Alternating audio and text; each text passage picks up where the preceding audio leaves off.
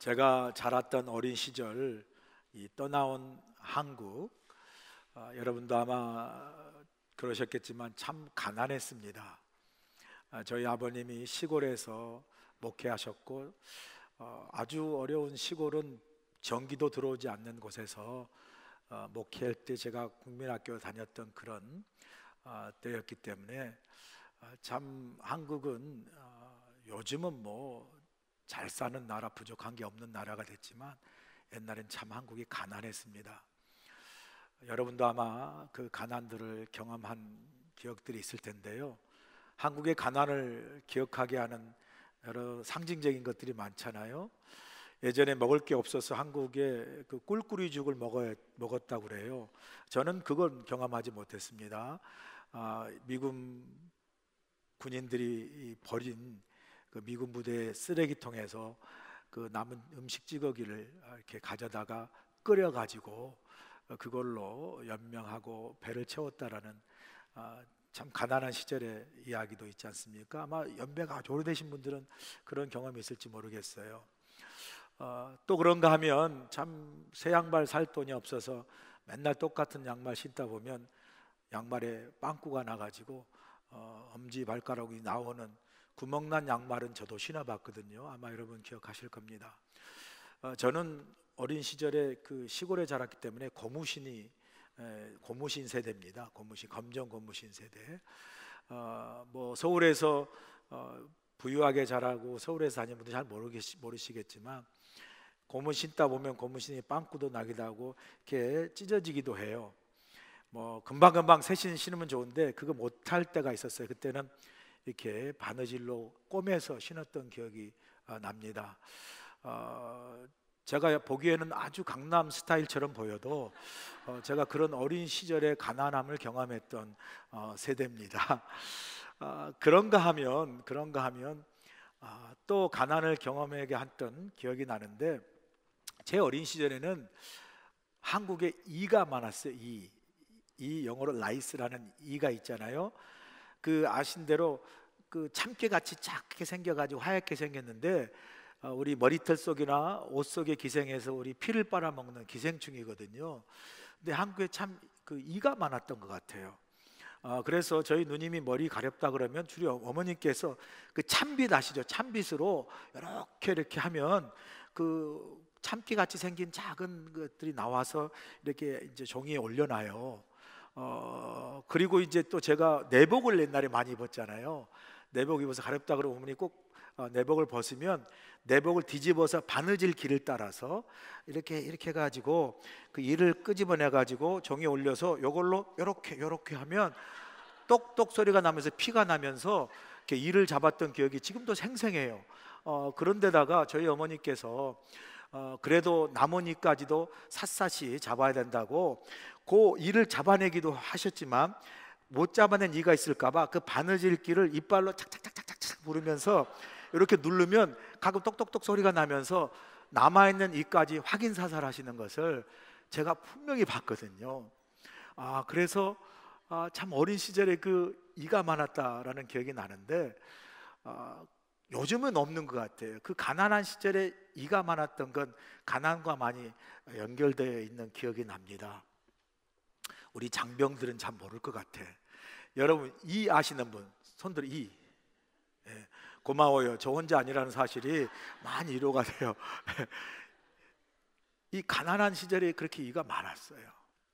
제가 왜 이라는 라이스라는 일로 이야기로 말씀을 시작하냐면 오늘 본문의 말씀이 이에 관한 말씀이거든요. 하나님께서 이스라엘 백성을 출애굽하려는 출애굽의 이 구원의 드라마를 펼쳐가시잖아요. 그런데 이 바로의 완강함과 교만함에 부딪혀서 하나님께서 이 바로의 교만을 꺾으시기 위해서 계속해서 10가지 재앙이라는 드라마를 펼쳐가시잖아요. 자, 우리가 지금까지 첫 번째 재앙인 나일강의 물을 피로 바꾸는 재앙을 경험했고요. 또 나일강에서 올라온 개구리가 온 땅을 덮는 개구리 재앙까지도 경험을 했어요. 그런데 이제 오늘 세 번째 재앙이 땅에 티끌을 쳐서 이로 만드는, 애굽의 온 땅과 온 사람들의 가축에까지 이가 다 전염되고 기어오르는 그런 재앙을 베푸시는 말씀이 오늘 본문의 말씀입니다. 자, 오늘 이 세 번째 재앙인 땅에 티끌을 쳐서 이로 만드는 재앙을 통해서 우리에게 주시는 믿음의 교훈 두 가지를 여러분과 함께 나누기 원하는데, 첫 번째 교훈이 뭐냐면요, 땅의 것을 우상 삼지 말라는 교훈이에요. 오늘 보면 16절 보실까요? 여호와께서 모세에게 이르시되 아론에게 명령하기를 내 지팡이를 들어 땅에 티끌을 치라 하라. 그것이 애굽 온 땅에서 이가 되리라 그래요. 자, 여러분 들으신 대로 하나님께서 세 번째 재앙인 땅의 티끌을 변하여 이가 되게 하는 재앙으로 바로를 치시는데, 이 세 번째 재앙은 첫 번째, 두 번째 재앙과 좀 다르게 바로 이 재앙이 경고 없이 임하는 걸 보게 됩니다. 첫 번째, 두 번째 재앙은 모세와 아론을 통해서 바로에게 내 백성을 보내라 경고하고, 그렇지 않으면 이런 재앙을 내리겠다라고 그렇게 경고를 주시는데, 이 세 번째 재앙은 바로 경고 없이 땅의 티끌 이로 바꾸는 재앙으로 치시는 걸 보게 되죠. 그 이유가 있어요. 바로 앞절 15절에 보면 이런 구절이 나와요. 이 두 재앙을 경험하고 나서 바로가 알겠어요 하나님, 이스라엘 백성을 보낼 테니까 이제 재앙은 좀 그만 내리세요 하니까 하나님께서 개구리 재앙도 거두어 가시잖아요. 그러니까 15절에 보니까 그렇게 해서 개구리 재앙을 거두어 가시니까, 그래서 바로가 숨을 쉴만 하니까 바로의 마음이 변하여서 여전히 그 마음이 강팍해져서 없던 일로 하십시다 하나님, 못 보냅니다라고 했던 거예요. 하나님이 바로 그에게 또 세 번째 이의 재앙을 내리는 것을 보게 됩니다. 이의 재앙이 땅에 티끌을 쳤어요. 그 티끌이 다 변하여 이가 되어서 오늘 본문에 보니까 그 이가 온 사람과 가축, 온 땅과 사람 가축에 기어 올랐다. 보면 17절 보실까? 이렇게 묘사하고 있어요. 그들이 그대로 행할세 아론이 지팡이를 잡고 손을 들어 땅에 티끌을 치매 애굽 온 땅의 티끌이 다 이가 되어 사람과 가축에게 오르니 그래요.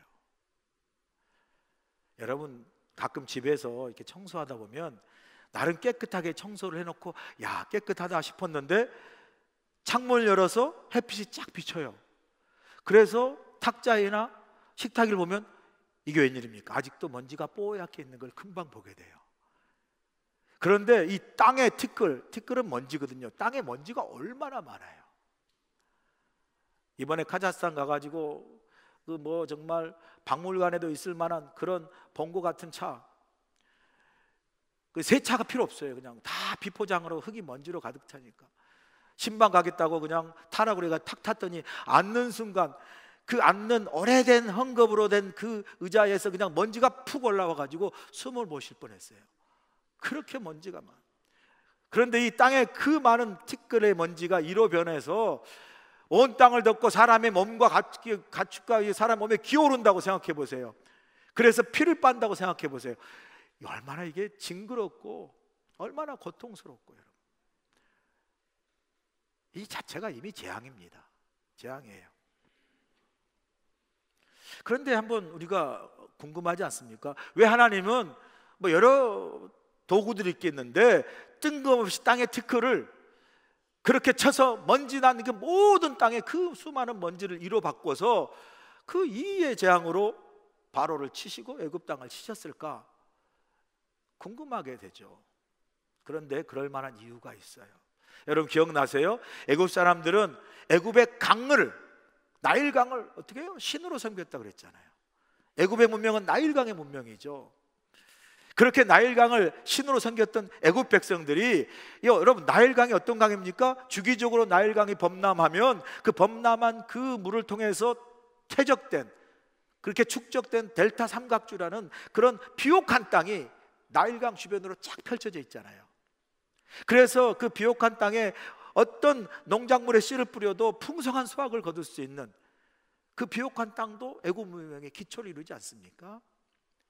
이 나일강도 신으로 섬겼을 뿐만 아니라 나일강의 범람으로 이루어진 비옥한 땅, 그 땅에서 얻는 많은 곡식을 통해서 애굽 사람들은 그 나일강의 범람으로 생긴 비옥한 땅도 신으로 섬겼어요. 그래서 이 비옥한 땅을 게부라는 단어를 쓰는데, 이 게부라는 이 비옥한 땅의 뜻은 신의 몸이다. 신의 몸이다. 나일강도 신이고 나일강의 범람으로 생긴 비옥한 땅도 신의 몸으로 우리에게 생명을 주고 먹을 양식을 준다. 그래서 그 땅을 신으로 섬겼다는 거예요. 그래서 애굽 고대 문헌에 보면 상형 문자 이렇게 기록되어 있어요. 실질적으로 어떻게 기록되어 있냐면 이렇게 기록되어 있습니다. 밀과 보리가 계부의 갈비뼈와 등에서 자란다. 그러니까 비옥한 땅이 계부라는 신이에요. 신의 몸에서 우리가 양식 얻고 생명을 얻는다. 그래서 애굽 사람들은 이 땅을 신으로 섬겼어요. 그래서 하나님께서 그 땅을 지심으로, 땅에 티끌인 흙을 지심으로, 진짜 신은 나일강도 아니고 땅도 아니고 하나님의 힘을 계속해서 10가지 재앙을 통해서 선포하고 계시는 것을 우리가 볼 수 있습니다. 자, 근데 우리가 여기 잠깐 멈추어서 하나님께서 이 세 번째 재앙인 땅의 티끌, 영어로 말하는 더스트죠, 흙이죠. 이 재앙의 도구인 흙은 이중적인 속성을 가지고 있습니다. 그 첫 번째 속성은 뭐냐면요, 흙의 첫 번째 속성은 흙은 하나님의 창조와 축복의 통로라는 거예요. 여러분 창세기 2장에 가보시면 하나님께서 어떻게 하십니까? 흙으로 사람의 그렇죠? 모양 육체를 만드시고 그 흙에 하나님의 영인 스피릿, 생기를 불어 넣어 주셔서 인간 육신의 몸을 갖고 사는 그러한 육신의 동물적 존재가 아니라 하나님의 영인 생기, 하나님의 형상인 스피릿을 가진 존재로, 그래서 성경은 생명이라고 표현하잖아요. 영혼을 가진 생명의 존재로 하나님께서 흙을 통하여 사람을 빚으셨다는 거예요. 그리고 또 말씀합니다. 너는 생육하고 번성하라고 축복하세요. 그리고 흙으로 만든 이 인간인 아담과 하와가 흙으로 만들어진 행복인 동산의 에덴 동산에서 하나님과 교제하며 행복하게 살도록 사람을 만드시고 살 수 있는 에덴 동산도 하나님 만드셨다는 거예요. 자, 이런 관점에서 흙은 뭐죠? 하나님의 창조와 축복의 도구요 통로임을 알 수가 있습니다. 그런가 하면 기억나시죠? 하나님께서 먹지 말라 하신 선악과를 따먹는 불순종을 범함으로 그 불순종을 범한 아담과 하와에게 하나님 이렇게 말씀하세요. 동일한 창세기 3장에 가보시면 하나님 말씀합니다. 너는 흙에서 왔으니 흙으로 돌아갈지니라.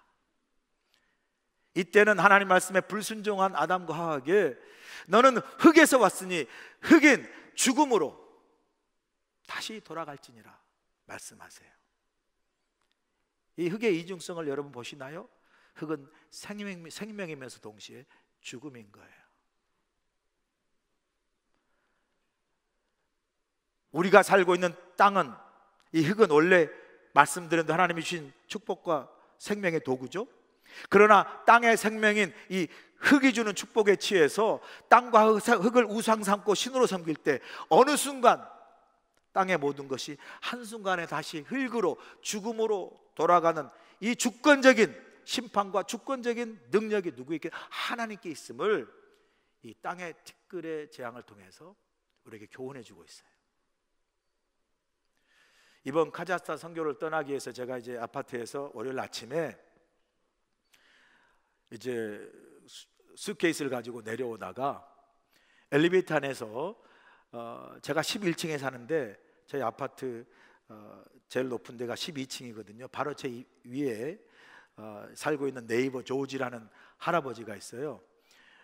그분이 이제 80세인데 늘상 뭐 주차장에서 만나고 엘리베이터에서 하이 조지 하고 가벼운 대화 나누고 뭐 이렇게 하는 네이버거든요.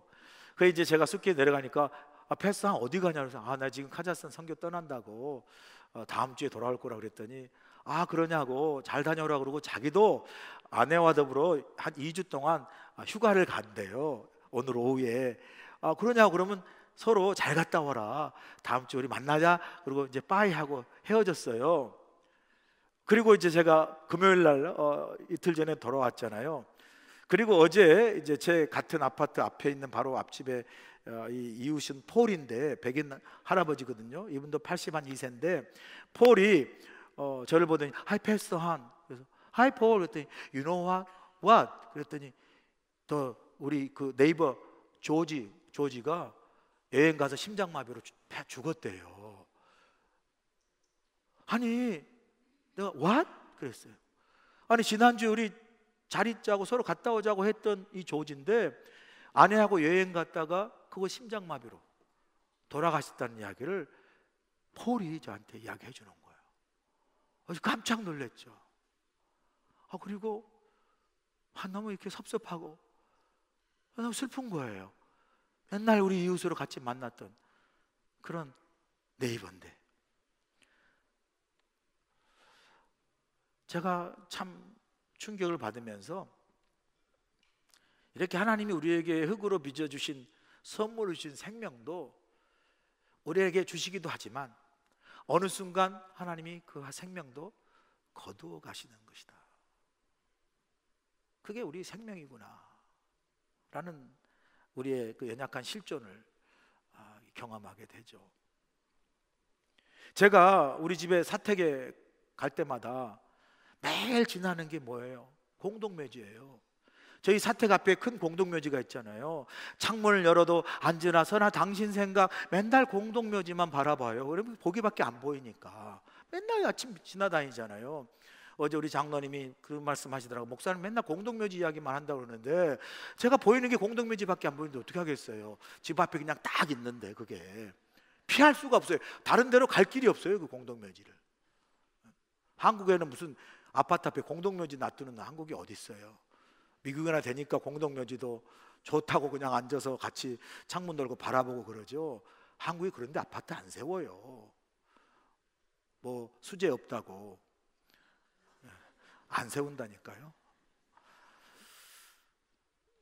그런데 여러분, 그렇게 가끔씩 공동묘지 지나가면서 가끔 생각하는 묵상이 뭐냐면요, 야, 이렇게 누워있는 많은 사람 보면서 세상에 영원한 것은 하나도 없다. 여러분, 제가 한국의 친구 목사와 친구들을 만나면서 대화하는 중에 한국에 뭐 100세까지 살고 뭐 건강하게 산다 그래도요, 여러분 세상에 80에서 90살까지 살아가는 동안에 90살까지 완주해서 90세 생일을 셀 수 있는 그 사람의 확률이 퍼센트가 30%밖에 안 돼요. 30%. 여러분이 안 놀래니까 또 놀래네. 아니 우리가 뭐 나는 당연히 70 넘어서 80 되고 80 넘어서 90 될 것 같아도 80에서 90 되어서 살 수 있는 사람 10명 중에 7명은 다 돌아가시고 3명밖에 없다니까요. 뭘 그런 걸 가지고 그냥 뭐 막 서로 다투고 싸우고 뭐 막 그렇게 아둥바둥 하실 거 없어요. 하실 거 없어요. 하나님 주신 그 믿음의 인생 가지고 매일 기뻐하고 매일 감사하고 매일 하나님과 은혜 가운데 살아가신 것이 여러분의 축복인 줄로 믿습니다. 아멘 안 한 사람은 그냥 빨리 천국에 입성하시던지 그냥. 여러분 땅의 모든 건 다 다시 흙으로 간다니까요.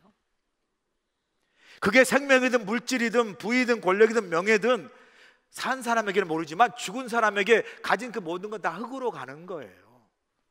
그래서 사도 바울에게 이렇게 교훈합니다. 골로새 3장 1절에 3절 보세요.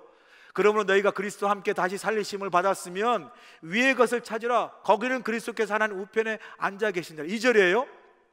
위의 것을 생각하고 땅의 것을 생각하지 말라. 이는 너희가 죽었고 너희 생명이 그리스도와 함께 하나님 안에 감추어졌습니다 그래요. 2절에 보세요. 위의 것을 생각하고 땅의 것을 생각하지 말라라고 이야기해요. 여기 생각하다라는 단어는 헬라 말로 프로네오라는 단어거든요. 프로네오. 이 프로네오라는 단어가 재밌어요. 이 프로네오라는 단어가 두 가지 뜻이 있는데 하나는 전념하다라는 뜻이고요, 하나는 집착하다라는 뜻이에요. 위의 것을 생각하고 땅의 것을 생각하지 말라라는 이 구절을 이 프로네오라는 두 뜻을 가지고 다시 해석하면 이런 거예요. 사도 바울이 우리에게 뭐라고 이야기하냐면 위의 것을 전념하고 땅의 것은 집착하지 말라라는 거예요. 생명 아닌 것에 목숨 걸지 말고 진짜 내게 생명 주는 것에 집중하고 생명 아닌 것에 집착하지 말라라. 오늘 본문에 이 땅의 티끌이 이가 되는 재앙에 비춰보면 땅의 것에 집착해서 땅의 것을 신으로 삼고 그렇게 우상으로 섬기며 살다가 어느 순간 이 땅이, 애굽 사람이 신으로 믿는 이 땅의 흙이 어느 순간 이가 되고 해충으로 변하는, 그래서 애굽 사람들의 피를 빨아먹는 것처럼 우리가 땅의 것을 집착하고 우상 삼으면 이것들이 우리도 모르게 어느 순간 우리의 생명을 젖먹고 해치는 생명 없는 죽은 가짜 우상에 불과하다라고 경고해 주는 거예요. 그러나 여러분, 오해하지는 마세요. 땅에 있는 것들이 나쁘다는 게 아닙니다. 여러분, 땅의 것들은 하나님이 우리에게 주신 선물이거든요. 우리의 건강, 우리의 물질, 우리의 부, 명예, 권세까지도 다 하나님이 주신 선물이에요. 그게 나쁜 거 아닙니다. 중요한 것들은 이것들을 하나님이 우리에게 은혜로 주신 선물임을 알고 이 땅에 주신 것들을 통해서 하나님께 감사하고 하나님의 나라 영광을 위해서 그것들을 거룩하게 사용해야 할 책임이 우리에게 있다는, 할렐루야. 여러분, 땅의 것들이 너무 좋아가지고 이것이 내 인생의 다라고 거기서 내 목숨 걸고 내 인생 걸어서 마치 신처럼 우상처럼 섬기면, 기억나시죠? 또 이야기합니다. 팀 켈러의 카운터핏 가드라고 그러죠. 내가 만든 신이라는 책에서 기억나시죠? 이 모든 우상은 항상 나를 노예 삼고 결국 이 모든 우상은 내가 그렇게 믿고 신으로 섬겼던 모든 우상, 가짜 신은 나를 배신한다. 그게 그 책의 펀치라인이잖아요. 그러니 땅의 것을 집착하지 말고 오히려 땅의 것들, 흙의 것들을 보면서 우리는 하나님을 생각하셔야 돼요. 이거 흙으로 주신 많은 것들, 내 삶에 허락한 많은 것들도 하나님이 주셨으니 은혜를 받고 감사할 뿐만 아니라 이것 또한 하나님께서 어느 순간 우상 삼으면 마치 땅에 티끌을 쳐서 이로 만들고 치시고 흩어버리신 것처럼 언제든지 하나님이 가져가실 수 있으면 이 하나님의 이 모든 주권이, 내게 있는 모든 것에 하나님의 주권이 있음을 우리가 잊지 말아야 할 믿음의 교훈 우리에게 주고 계세요. 믿음의 사람 욥처럼 치하신 이도 여호와시고, 그렇죠? 기억나, 주신 이도 여호와시고 치하신 이도 여호와시고. 우리는 주신 이만 여호와시고 가져가신 분은 하나님 아니시오가 아니라 주신 이도 여호와시고 가져가신 분도 여호와시라는 이 하나님의 주권을 인정하고 땅의 것들에 집착하지 아니하고 땅에 있는 많은 것들이 내게 주신 하나님의 은혜의 선물로 알고 허락한 모든 것에 어떻게 해요? 바라보며 이게 하나님 내게 주신 거야. 주신 이도 여호와시고 가져가신 하나님이시니 어떻게 늘 그 은혜에 감사하면서 날마다 하나님의 은혜 속에 그 주신 것들을 가지고 하나님의 영광을, 나라를 위해서 사용하시는 지혜로운 믿음의 인생 살아가시길 주여 간절히 축복합니다. 두 번째 우리에게 마지막 주신 교훈은 뭐냐면 믿음은 흉내낼 수 없다라는 교훈이에요. 본문 18절 보실까요? 요술사들도 자기 요술로 그같이 행하여 이를 생기게 하려 하였으나 못하였고 이가 사람 가축에 생긴지라 그래요. 하나님이 이제 모세와 아론을 통해서 땅의 티끌을 이로 바꾸는 재앙을 바로가 직접 보지 않았어요? 그래서 애굽의 모든 요술사들을 불러서 너희들도 이 하나님의 재앙처럼 땅의 티끌로 이를 만들라고 명령을 하죠. 그런데 그 명령을 받고 요술사들이 땅을 치고 바람을 날리면서 이가 되라, 이가 되라, 이가 되기는 먼지만 날려서 아무 일도 하지 못해요. 아무 일도 못. 1차 재앙과 2차 재앙에서는 요술로 어떻게 했는데 3차 재앙은 이를, 땅의 티끌로 이를 만드는 그 재앙은 요술로도 흉내낼 수가 없었다는 거예요. 여러분, 이 하나님의 능력은요 흉내낼 수 있는 게 아니에요. 아니에요, 여러분. 우리가 가진 믿음도요 흉내낼 수 있는 게 아니에요. 하나님의 능력과 우리의 믿음이 요술로 흉내낼 수가 없다는 거 본문에서 말씀해 주고 있지 않습니까? 여러분, 마술 좋아하세요? 요술 좋아하세요? 똑같은 거지만 마술과 요술의 한계가 뭐예요? 다 진짜가 아니라 가짜라는 거예요. 이 가짜라는 게 한계예요. 모양은 진짜처럼 보이지만 실상은 가짜잖아요. 이런 가짜는 아무리 모양이 그럴듯해도요, 능력이 없어요. 능력이 없어요. 이게 가짜가 가진 한계입니다. 제가요, 15년 전이에요. 뉴욕에 처음 갔을 때, 뉴욕의 맨하탄 거리를 걸어가는데 웬 흑인이 막 와가지고 시계를 사라 그러는 거예요. 근데 보니까 롤렉스야. 야, 그래서 이게 얼마냐 그랬더니 40불, 너무 비싸다. 그래서 20불 주고 제가 롤렉스를 샀거든요. 근데 처음 샀어요, 진짜로.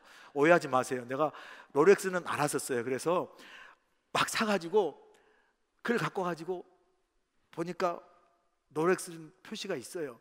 그래서 찼습니다. 차고 딱 어느 장소에 파티에 갔는데요, 해필이면 진짜 찬 사람이, 내 아는 진짜 찬 사람이 와가지고 딱 보더니 너 그거 가짜지? 하는 그 말에 진짜란 말을 내가 못했어요. 와, 그때 그게 창피하고 트라우마가 돼가지고요, 제가 롤렉스를 안 차잖아요. 있어서 안 찬 게 아니라 없어서 안 차고, 이게요, 알러지가 생겨서 못 차요. 그 트라우마가 있어가지고. 왜냐하면 가짜는 다른 사람 보이게 진짜로 보여도 내가 알아요. 내가 이게 가짜인 줄. 그러니까 내가 능력이 없고 자신이 없는 거예요. 여러분, 아세요? 나이가라 폭포를 막 통과하고 만리장성을 통과하고 뉴욕의 자유여신상을 막 순식간에 없애버렸던 그 유명한 전설적인 마술사 데이빗 카퍼필드 아시죠? 데이빗 카퍼필드가 한국의 내한에서 공연한 적이 있거든요.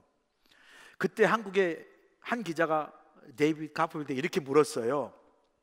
뭐라고 물었냐면요, 당신이 죽는다면 당신의 마술을 전수해 줄 사람이 있습니까? 라고 물었어요.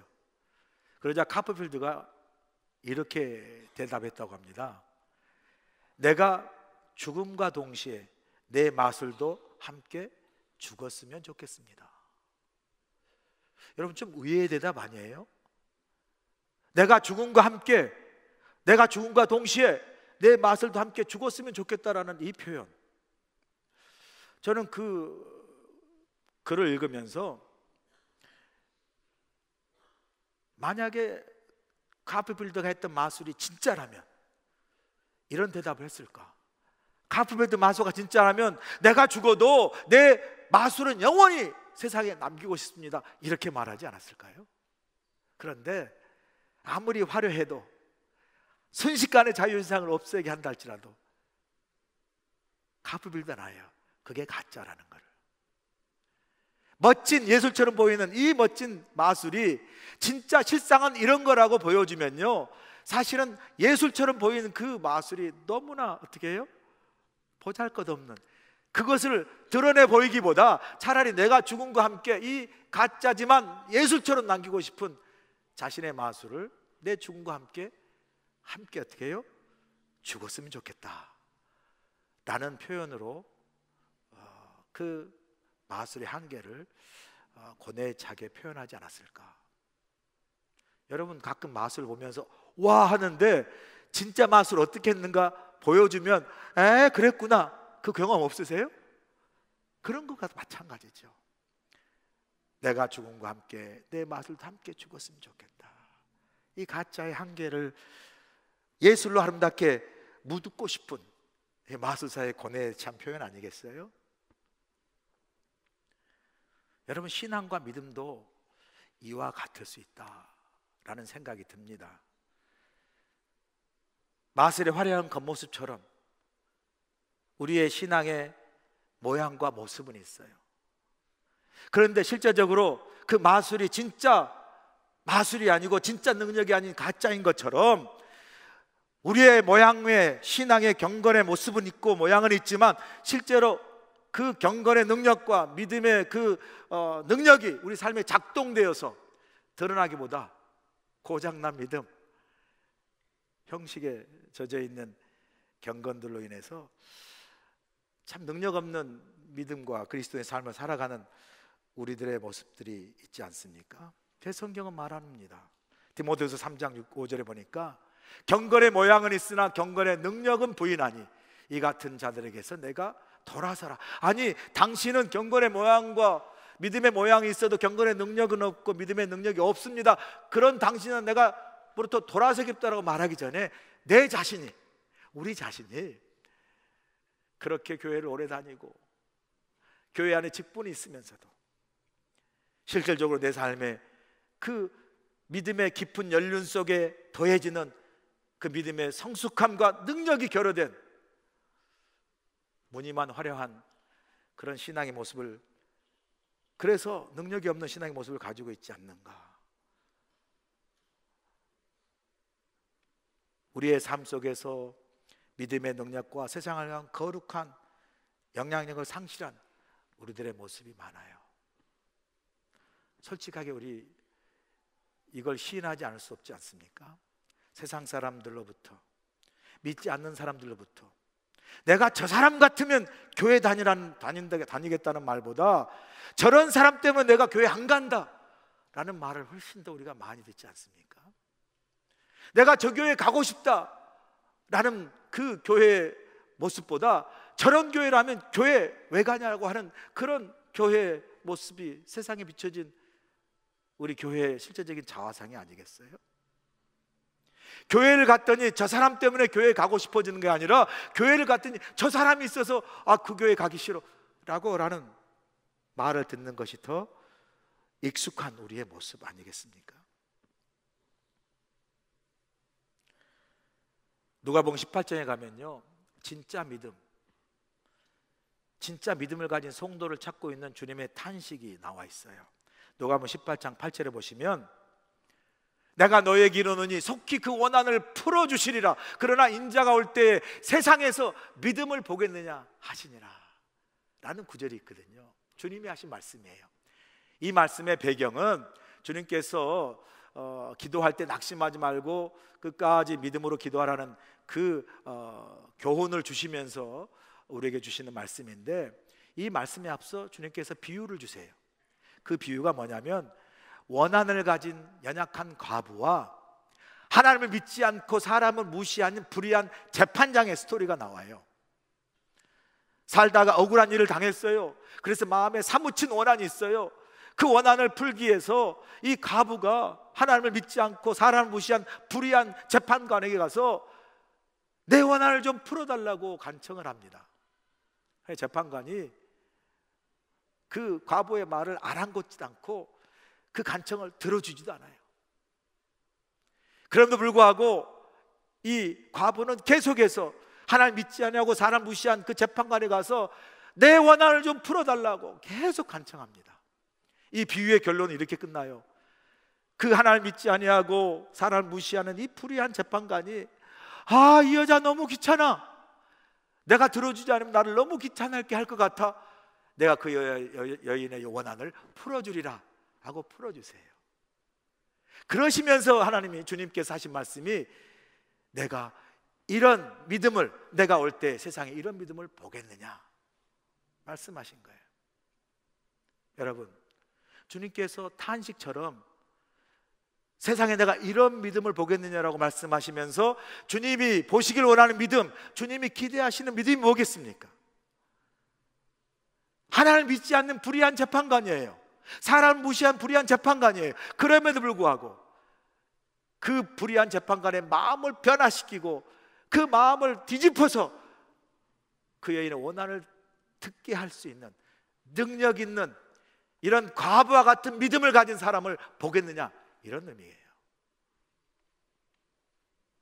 오늘 본문에 보시면 여러분, 하나님을 믿지 않는 애굽의 요술사들이 하나님의 능력을 인정하는 걸 보게 돼요.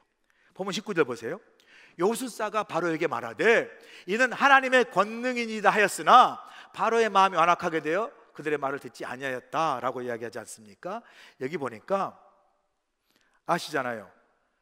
애굽의 요술사들이 하나님의 그 재앙의 능력을 요술로 흉내내고 싶어도 이를 만들지 못해서 흉내내지 못합니다. 결국 그들이 바로 왕에게 가서 어떻게 고백합니까? 왕이시여, 우리는 못합니다. 이는 하나님의 권능입니다 라고 고백해요. 자, 여기 권능으로 번역된 히브리의 단어가 에츠바라는 단어인데요, 이 원래 뜻은 손가락이라는 뜻이에요. 손가락. 그러니까 이 정확한 이 직역을 하면 이는 하나님의 손가락입니다 라고 표현한 거예요. 그런데 성경에는 하나님의 능력과 권능을 표현할 때 하나님의 전능하신 손, 하나님의 손가락이라는 표현을 쓰거든요. 그래서 우리가 구약에 보면 하나님이 손가락으로 돌에 십계명을 쓰셨다라고 나오고요, 시편 기자 보면 하나님이 손가락으로 하늘의 달과 별과 뭐죠? 모든 걸 다 창조하셨다라는 고백을 해요. 그래서 요술사들이 바로 왕에게 이는 하나님의 손가락입니다, 이는 하나님이 손으로 펼치신 하나님의 역사요, 하나님의 능력입니다라고 고백을 해요. 자, 우리의 질문은 그러면 애굽의 요술사들이 하나님을 믿었어요? 그들이 하나님 믿음을 가진 사람입니까? 아니에요. 비록 하나님을 믿지 않았지만 그들이 하나님의 능력을 본 거예요. 그리고 믿지 않는 그들의 입술에서 이는 왕이시여 하나님의 권능이십니다, 하나님의 능력이십니다라고 고백했다라는 거죠. 여러분, 우리 교회와 우리에게 이런 믿음의 능력이 필요한 줄로 믿습니다. 세상 사람들의 눈에, 믿지 않는 사람들의 입술에서 우리의 믿음을 인정하고 우리 안에 역사하신 하나님의 능력을 인정하는 그런 믿음의 능력을 가진 교회, 그런 믿음의 역사를 삶 속에서 드러내는 능력 있는 그리스도인들이 이 시대에 필요해요. 오늘 예배한 우리 모두에게 스스로 묻기 원합니다.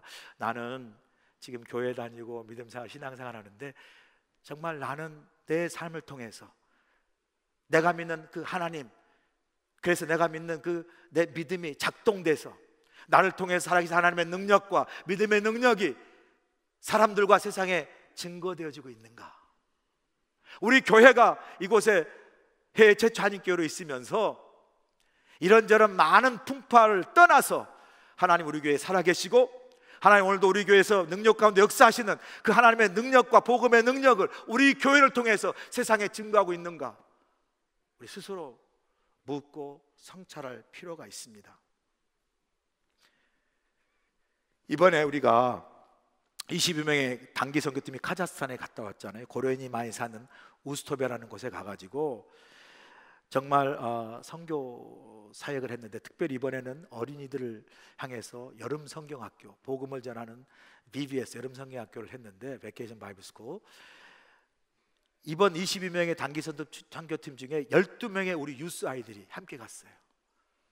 그런데 이 네이탄 전사님, 우리 유스 전사님과 12명의 단기 선교팀들이 그곳에서 얼마나 열심히 여름 성경학교 사역을 하는지, 그 여름 성교 사역을 통해서 하나님의 능력과 은혜가 얼마나 역사한 것을 제가 정말 눈으로 경험하고 하나님께 영광을 돌렸거든요. 처음에 아이들을 이제 3박 4일 동안 목요일부터 이제 주일 오전까지 BBS를 했는데, 처음에 아이들이 100명이 왔어요. 그 다음 날에 140명이 왔어요. 그 다음 날에 170명이 왔어요. 선교센터가 세워진 20년 이래에 아이들 100명 이상이 와가지고 그렇게 교회 행사를 치른 적이 없으시대요. 그런데 170명이 몰려와서 여름 성경학교를 그 현지 아이들과 하는데, 한 섹션은 말씀을 네이탄 선생님이 전하고, 그 다음 섹션을 이동하면 거기서는 크래프트 공작 시간을 갖고, 그 다음으로 이어지면 간식을 먹이고, 그 다음으로 이어지면 체육을 통해서 레크레이션 하는 그 네 섹션을 우리 유스 아이들이 진행하면서 아이들에게 깔깔거리고 막 복음 전하고 찬양하고 댄스하고 말씀 전할 때, 한 번도 100명 이상 오지 않는 그 센터에 170명이 와서 3박 4일 동안 하나님의 복음의 역사가 뿌려지는 것은 그건 하나님의 능력이고 하나님의 은혜인 줄로 믿습니다. 제가 경험했어요. 우리 유사이들이 얼마나 예쁘고 사랑스럽고 하나님의 그 은혜와 능력의 통로로 사용되는지 제가 결심을 했습니다. 앞으로 우리 교회 단기 선교할 때 여름에는 우리 유스 아이들을 모아서 선교지를 보내서 하나님의 생생한 능력과 역사를, 은혜를 경험하도록 해야 되겠다. 할렐루야. 더 크게. 아멘. 이게 우리 교회 비전이에요. 자라는 세대에게 하나님의 은혜와 능력을 경험케 하는 것.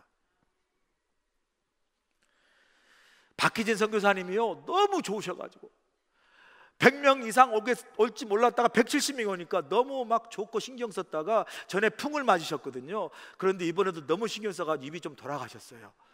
그러니까 좋아서 돌아가신 건지 풍이 돌아갔는지 하여튼 침 맞으면 된다고 그러고 막 좋아하시는데, 야, 우리 박희진 선교사님이 82세예요 머리가 하얀 할머니가 그곳에서 아직도 20년 넘게 그 선교 사역을 하고 있어요. 늘 입에 달고 하시는 말씀, 제가 그냥 외우게 돼요. 목사님, 우리 남편 박준성 목사님이 돌아가시고 나서 내가 이 선교 사역을 계속 하는데, 목사님 저는 할 줄 아는 게 아무것도 없어요. 밥밖에 못해요. 할 줄 아는 게 아무것도 없는데 그런 나를 하나님이 사용하셔서 이렇게 선교 사역을 감당하게 하시니 얼마나 기쁘고 감사하고 행복한지 나는 이제 죽어도 여한이 없습니다. 그래요. 그곳에서 죽으시겠대요. 아무런 힘과 능력이 없고 아무것도 할 수 없다고 고백한 그 박기진 선교사님을 통해서 선교센터가 세워지고 그곳 현지 교회가 세워지고 현지 고려인뿐만 아니라 현지 카자흐스탄 사람들이 와서 예배하고 어린아이와 중고등학생들이 그 선교사님에게 엄마 부르면서 선교센터에 와서 밥 먹고 예배드리고 그 삶을 나누는 걸 볼 때, 야, 이런 믿음은요 흉내낼 수 없어요. 삶으로 보여주신 하나님의 능력, 삶으로 보여내는 하나님의 거룩한 믿음의 능력인 줄로 믿습니다. 이런 믿음의 능력이 우리에게 필요해요. 세상이 흉내낼 수 없고 어떤 누구도 흉내낼 수 없는 내 안에 살아계신 하나님의 능력, 그 하나님을 믿는 그 믿음이 내 안에 작동돼서 나를 통해서 하나님의 믿음의 능력이 세상에 증거되는 능력 있는 교회, 능력 있는 우리 믿음의 능력을 가진 그리스도의 삶을 우리 모두가 살아낼 수 있기를 주로 간절히 축원합니다. 기도하시겠습니다. 참 좋으신 아버지 하나님, 흙으로 왔다 흙으로 가는 연약한 인생입니다. 하나님, 오늘 주신 말씀을 생각하며 우리 남은 인생을 계수하게 하시고 우리 남은 인생을 땅의 것으로만 살지 않게 하시고 생명이 되시고 오늘도 우리의 삶에 참된 소망이 되신 하나님의 그 나라와 그 영광을 위해서 남은 우리 인생을 드려 하나님의 아름다운 복음과 하나님 맡겨주신 선교적 사명을 잘 감당한 우리 교회, 우리 믿음의 삶이 되도록 축복하여 주시옵소서. 예수님의 귀하신 이름으로 기도합나이다. 아멘. 이제는 우리 주 예수 그리스도의 크신 은혜와 우리 하나님 아버지의 무한하신 사랑하심과 성령님의 감화감동 역사하심이 흙으로 와서 흙으로 돌아갈 연약한 인생의 실존을 늘 기억하게 하시고 나의 남은 인생을 계수하여 땅의 것에만 우리의 인생을 삼지 아니하고 위의 것을 바라보며 하나님이신 믿음의 능력으로 세상에 나아가 세상을 변화시키고 영혼을 구원하는 능력 있는 그리스도인의 삶, 하나님의 능력과 그 믿음의 능력이 세상에 증거되어지고 선포되어지는 승리하는 믿음의 인생을 우리 모두가 살아갈 수 있도록 함께하여 주시옵기를 우리 주 예수 그리스도의 귀하신 받들어 간절히 축원하옵나이다. 아멘.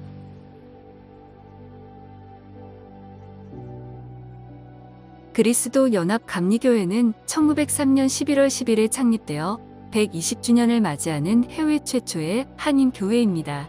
우리 교회는 이민교회의 장자교회로서 이민사회와 더불어 이곳 하와이를 섬기고 있습니다. 1903년부터 홍승아 목사님을 일대 목사님으로 시작해서 22명의 목사님께서 사역을 해 오셨습니다. 한희준 목사님께서는 2016년에 22대 목회자로 담임 목회를 하고 계십니다. 청년이든 자녀든 젊은 노인이든 하나님의 꿈을 손에 쥐들고 함께 그 꿈을 이루어나가는 우리 교회, 우리 모두가 될 주님을 간절히 축원합니다. 우리 교회는 사도행 전적 교회를 꿈꾸며 예수 그리스도의 제자가 되어 세상을 변화시키는 믿는 것이 참 행복한 교회, 하나님을 높이고 사람을 감동시키는 세상의 소금과 빛의 역할을 감당하는 교회입니다. 예배는 전통 예배와 열린 예배를 통해서 살아있는 예배, 찬양과 감동이 있는 예배, 특히 한희준 목사님의 설교를 통해 성도들에게 비전과 영적 도전을 주고 성도들의 삶에 적용되는 말씀으로 은혜의 시간이 되고 있습니다. 우리 교회는 속회와 선교회를 통해 성도들의 건강하고 행복한 삶을 위해 서로 격려하고 돌보는 작은 교회 공동체를 이루며 서로를 위해 기도하며 말씀을 나누며 복음의 능력으로 선교적 역할을 감당하고 있습니다. 새가족 클래스, 성경 맥잡기, 제자 양육, 커피 브레이크, 성경 통신 등 교육 프로그램을 통해 영적 성장을 이루고 있으며 30여 개의 사역부가 사역을 통해 교회를 섬기며 지역사회를 돌보고 나아가 세계 선교의 사명을 감당하기 위해 온 성도들이 한마음으로 헌신하고 있습니다. 페페아이나를 통해 부모들과 어린아이들이 하나가 되어 함께 웃고 배우면서 예수님을 알아가고 있으며 성경 공부 및 놀이 활동으로 구성된 어하나 프로그램과 유년부, 중고등부, 청년부와 EM에 이르는 차세대가 미래의 주역으로서 말씀과 기도로 잘 성장하고 있습니다. 특별히 2021년에는 코비드 팬데믹의 영향 속에서도 복음의 열정을 갖고 선교를 감당하고 있는 선교사님들을 초청하여 세계 선교대회를 개최하여 10개 지역에서 14명의 선교사님들이 함께 참여하셔서 선교지에서 역사하신 하나님의 놀라운 역사를 함께 나누며 헌신을 다짐하는 귀한 시간을 가졌습니다. 창립 120주년을 맞아 다가올 10년으로 미래의 100년을 준비하는 부흥 2030 비전을 선포하며 교회의 선교적 사명을 감당하고 다가올 차세대를 위한 새로운 교회의 역사와 미래를 향해 온 성도가 한 마음으로 기도하며 나아가고 있습니다. 지난 120년 동안 지켜주신 하나님의 은혜에 감사를 드리며 우리 그리스도연합 감리교회는 다가올 100년을 준비하며 서로 사랑하고 이웃을 섬기고 전도하며 지역사회를 세워나가는 믿는 것이 참 행복한 교회로 성장해 나갈 것입니다.